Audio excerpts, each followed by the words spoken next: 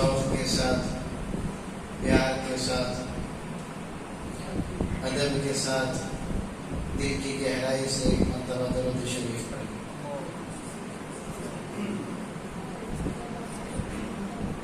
حاضرین اکرام، سورہ آل عمران کی تکمیل آج انشاءاللہ ہو جائے گی۔ تراویح کے اعتبار سے دیکھا جائے 15 پارے آج مکمل ہوئے ہیں الحمدللہ، اور آج تفسیر کے اعتبار سے سورہ آل عمران مکمل ہو جائے گا انشاءاللہ۔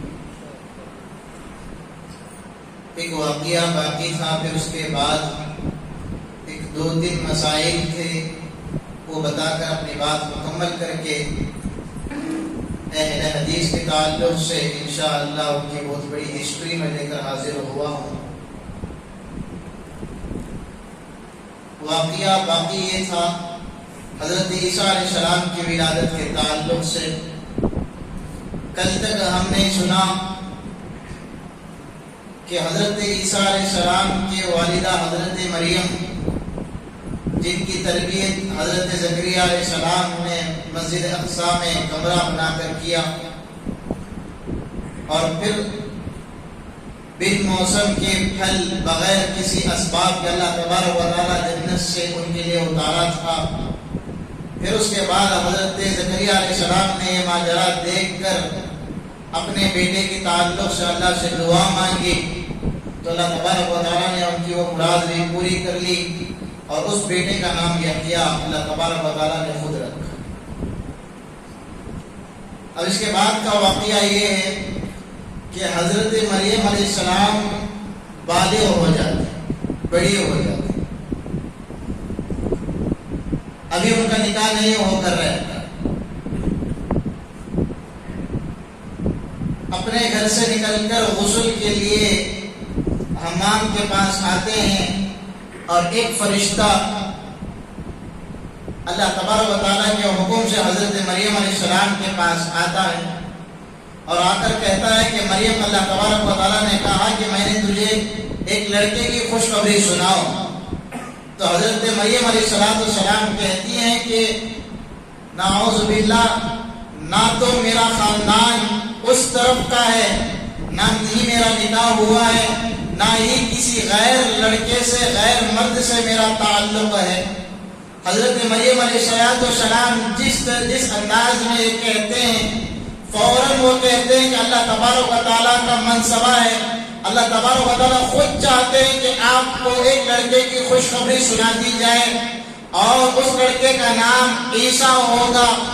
پھر اللہ تبارک و تعالیٰ کے حکم سے وہ فرشتہ حضرت مریم علیہ السلام کے گریبان میں پھونک مارتا ہے۔ جیسے ہی پھونک مارتا ہے، حضرت مریم علیہ السلام حاملہ ہو جاتی ہیں۔ پھر اس کے بعد اپنے گھر سے، اپنے خاندان والوں سے دور حضرت مریم علیہ السلام پہاڑ کے اوپر چلی جاتی ہیں۔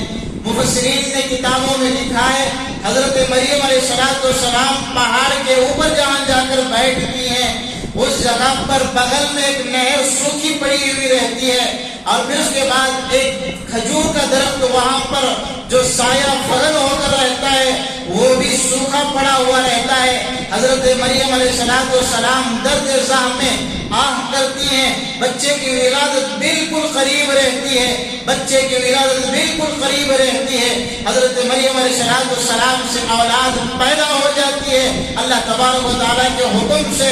پھر اس کے بعد اللہ تبارک و تعالیٰ کے حکم سے اس سوکھے ہوئے درخت سے اللہ تبارک و تعالیٰ ترے تازہ کھجور وہاں سے پیدا فرماتے ہیں، اور جو سوکھی ہوئی نہر بازو رہتی ہے، اس نہر سے اللہ تبارک و تعالیٰ پانی جاری کر دیتے ہیں۔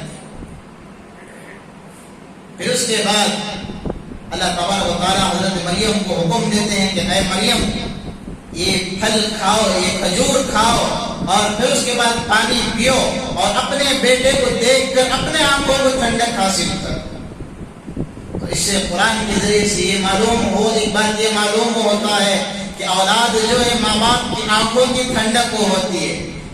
اولاد اگر نیک کام کرے تو ماں باپ کو ٹھنڈک پہنچتی ہے، اور اللہ کے نبی علیہ السلام کا امت اگر نماز پڑھتا ہے تو اللہ کے نبی علیہ السلام کو ٹھنڈک محسوس ہوتی ہے۔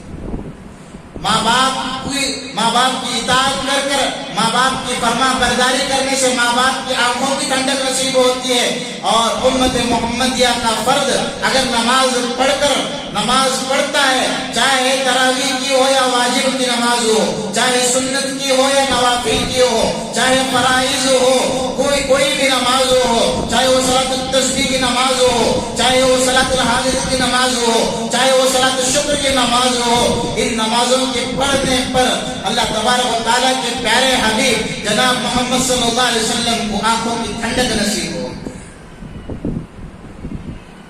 تو الغرض اللہ تعالیٰ کا حکم ہوا کہ مریم کھجور کھاؤ اور پانی پیو، اپنے بیٹے کو دیکھ کر آنکھوں کی ٹھنڈک محسوس کرو۔ حضرت مریم علیہ السلام اللہ کے اسی حکم پر عمل کرتے ہیں۔ پھر اس کے بعد اللہ تعالیٰ کو حکم ہوتا ہے کہ مریم اب ایک کام کرو، اس بچے کو لے کر تم لوگوں کے پاس جاؤ اور لوگ آپ سے سوال کریں گے، آپ کہنا کہ میں آج روزے سے۔ اور اس وقت کا جو روزہ تھا وہ آج کے دور کے روزے کی طرح نہیں ہے۔ اس دور کا جو روزہ تھا لوگوں سے بات چیت نہیں ہوتی۔ روزہ ایسا ہوتا تھا کہ جو آدمی روزہ رکھتا اللہ کے لیے وہ کسی اور سے بات چیت نہیں کرتا، کسی سے بھی بات نہیں کرتا۔ تو اللہ تعالیٰ کا حکم ہوا کہ مریم تم بچے کو لے کر لوگوں کے درمیان میں جاؤ، اپنے مقام پر جاؤ۔ اللہ کے حکم سے حضرت مریم حضرت عیسیٰ علیہ السلام کو لے کر پہاڑ کے دامن سے نیچے اترتی ہیں۔ جیسے ہی نیچے اترتی ہیں لوگ وہاں پر جمع ہو جاتے ہیں، لوگوں کا ہجوم جمع ہو جاتا ہے۔ لوگ پوچھتے ہیں کہ اے مریم، نہ تو تمہارا باپ عمران اس کام کے تھا، نہ ہی تمہاری والدہ اس حرکتوں میں ملوث تھی، نہ تمہارے خاندان میں کوئی ایسی حرکتیں کرنے والا تھا۔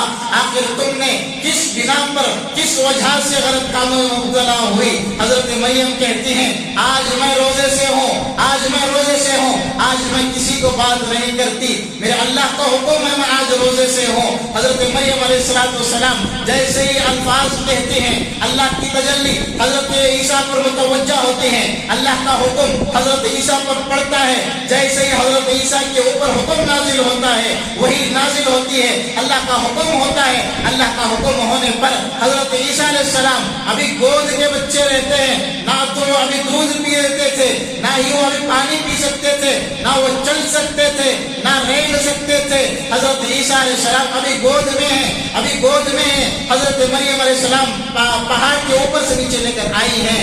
اللہ کے حکم سے حضرت عیسیٰ علیہ السلام کہتے ہیں قال انی عبد اللہ، قال انی عبد اللہ، کہ لوگوں مریم کو پوچھنے سے پہلے، میری والدہ سے پوچھنے سے پہلے، حنا کی بیٹی سے پوچھنے سے پہلے، عمران کی بیٹی سے پوچھنے سے پہلے، زکریا کی بھتیجی سے پوچھنے سے پہلے مجھ سے پوچھو، میں بتاتا ہوں کہ میرا تعارف کیا ہے، میں کون ہوں، میں کیسے آیا ہوں، مجھ سے پوچھو میں بتاتا ہوں۔ قال انی عبد اللہ، میں اللہ کا بھیجا ہوا بندہ ہوں، میں اللہ کا بھیجا ہوا بندہ ہوں، مجھے بھی ایک نئی کتاب دے کر بھیجا گیا ہے تاکہ بچھڑے ہوئے لوگوں کو، اللہ سے بچھڑے ہوئے لوگوں کو اللہ سے ملانے کے لیے آیا۔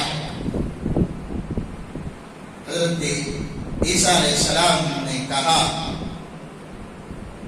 تو تب جا کر لوگوں کی زبان پر تالے پڑ گئے۔ الغرض میرے دوستوں، حضرت عیسیٰ علیہ السلام کی پرورش کا نظام چلتا رہا۔ پھر بعد از بہت سارے لوگوں نے حضرت عیسیٰ علیہ السلام کے ہاتھ پر بیعت کی اور انہوں نے حضرت عیسیٰ علیہ السلام پر ایمان لائے۔ کافی محنت اور جدوجہد کے بعد بہت سارے لوگ ایمان لائے اور کچھ لوگوں نے ایمان نہیں لائے۔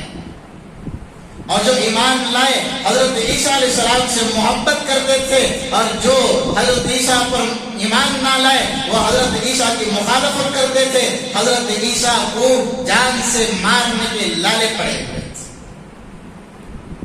پھر اس کے بعد حضرت عیسیٰ علیہ السلام کو مارنے کے لیے، قتل کرنے کے لیے ان کے دشمنوں نے، اسلام پسند دشمنوں نے ان حضرت عیسیٰ کو قتل کرنے کے لیے سے جیسے ہی بھگاتے ہیں حضرت عیسیٰ پریشان ہو جاتے ہیں. مولا آپ کا دنیا میں بھیجنا کوئی حکمت تھی, آپ نے دنیا میں بھیجا. مولا آپ دنیا میں بھیجنے کے لیے کسی چیز کی حکمت رکھتے تھے, آپ نے دنیا میں بھیجا.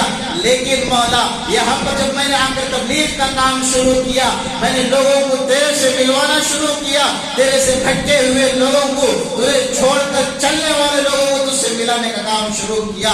مولا اس وقت سے کچھ لوگ میرے جان کے نالے پڑے ہوئے ہیں, مجھے قتل کرنے کے در پر آ چکے ہیں. مولا اب میں کیا کروں؟ اے اللہ آپ ہی کوئی راستہ دکھائیے. بندہ جب پریشان ہو جاتا ہے, جب پریشان ہو جاتا ہے, اللہ سے مانگتا ہے, اللہ سے مانگتا ہے تو اللہ تبارک و تعالیٰ اس بندے کو دلاسا دلاتے ہیں. ماں تو صرف ایک ماں کی محبت کرتی ہے, اس ماں کی محبت سے 70 ماؤں کی محبت کرنے والا اللہ ہے. کیا وہ اللہ ہمیں اکیلا عیسیٰ, وہ اللہ ہمیں مصیبتوں میں گرفتار چھوڑ دے گا؟ نہ میرے دوستوں, اللہ تبارک و تعالیٰ ایسا کبھی اکیلا نہیں چھوڑے. جب بھی مسائل آئے کس سے رجوع ہونا ہے؟ اللہ سے رجوع ہونا ہے. کوئی مصیبت آئے اللہ سے مدد مانگنی ہے, کوئی پریشانی آئے اللہ سے مدد مانگنی ہے. مسائل کھڑے ہو گئے اللہ سے مانگنے ہیں. اولاد نہیں ہے اللہ سے مانگنا ہے. اولاد مل گئی, اولاد نافرمان ہے اللہ سے مانگنا ہے. اولاد مل گئی, اولاد فرما بردار ہو گئی, لیکن اولاد کے لیے نکاح کی کہیں پر بندوبست نہیں ہو رہا ہے, اللہ سے مانگنا ہے. اللہ نے اولاد بھی دی, نیک اولاد بھی دی, فرما بردار بھی دی, اور اس کا نکاح بھی اچھی جگہ پر ہوا. اس اولاد کو اللہ نے اولاد نہیں دیا, تب بھی اللہ سے مانگنا ہے. ہر چیز کا خلاصہ اللہ ہے.